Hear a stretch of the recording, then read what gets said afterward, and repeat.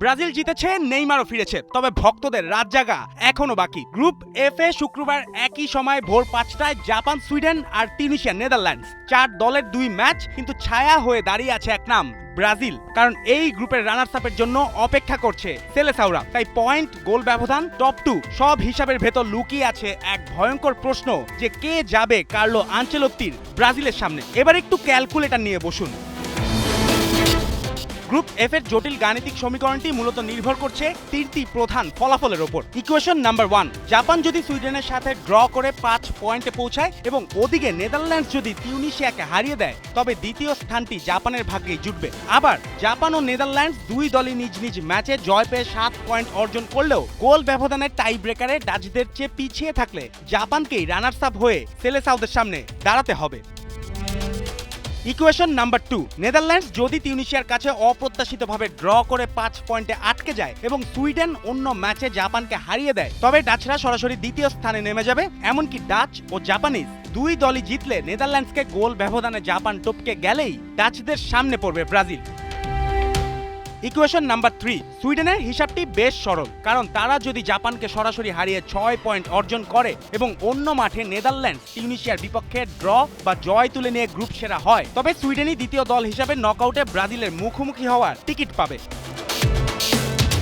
জাপানের জন্য ম্যাচটা আত্মবিশ্বাস থেকে কর্তৃত্বে ওঠার সুযোগ। নেদারল্যান্ডসের সঙ্গে 2-2 ড্র, এরপর তিউনিসিয়াকে 4-0 গোলে উড়িয়ে দেয়া সামুরাই ব্লু দেখিয়েছে তারা শুধু শৃঙ্খলার দল নয়, আক্রমণেও ধার আছে।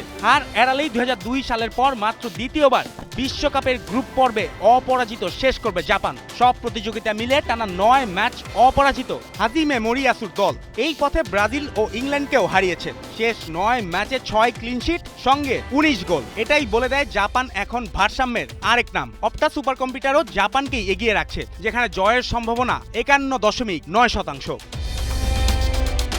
তবে সুইডেনের ম্যাচ মানেই সরল অঙ্ক নয়। প্রথম ম্যাচে তিউনিসিয়াকে 5-1 গোলে উড়িয়ে দেয়া দলটাই দ্বিতীয় ম্যাচে নেদারল্যান্ডসের কাছে একই ব্যবধানে বিধ্বস্ত। বিশ্বকাপে একই আসরে 4 গোলের ব্যবধানে জয় এবং হার, এটা সুইডেনের ইতিহাসে প্রথম। সমস্যা একটাই, রক্ষণে। টানা 13 ম্যাচ ক্লিনশিট নেই, শেষ 10 ম্যাচে 22 গোল হজম। কিন্তু সামনের লাইনে আলেকজান্ডার ইসাক ও ভিক্টর ইয়োকেরেস থাকলে যে কোনো ম্যাচেই আগুন জ্বলে উঠতে পারে।